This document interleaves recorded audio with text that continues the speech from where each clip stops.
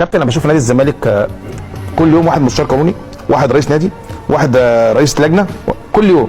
انا عمري ما شفت مثلا عضو مجلس اداره او واحد لجنه تخطيط في النادي الاهلي او كابتن خطيب طلع تويتايه عشان الرابطه قالت قرار. في مستشار قانوني النادي الاهلي كله بيضرب في كله في نادي لا مستشار قانوني بيطلع. انا ما فهمش في اللوائح، انا راجل بتاع كوره، انا هتكلم في اللوائح ليه؟ المستشار القانوني بتاع النادي الاهلي بيطلع بيجيب حق النادي الاهلي، انما احنا عندنا كل واحد بيطلع بطل قدام الجماهير وفي الاخر احنا بنخسر. بنقعد ربع قرن من غير بطوله قاريه عشان خاطر الناس الفتاين والناس اللي بيطلعوا ابطال قدام الجماهير وبياخدوا اللقطه والجمهور للاسف بيصدقهم.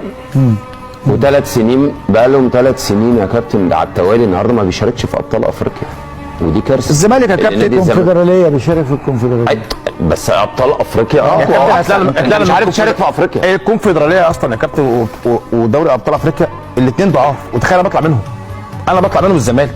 يبقى محتاج ارتب البيت، مش محتاج ناس رغايه في التلفزيون، مش محتاج ناس رغايه في الاعلام، مش محتاج ناس رغايه في على الميديا.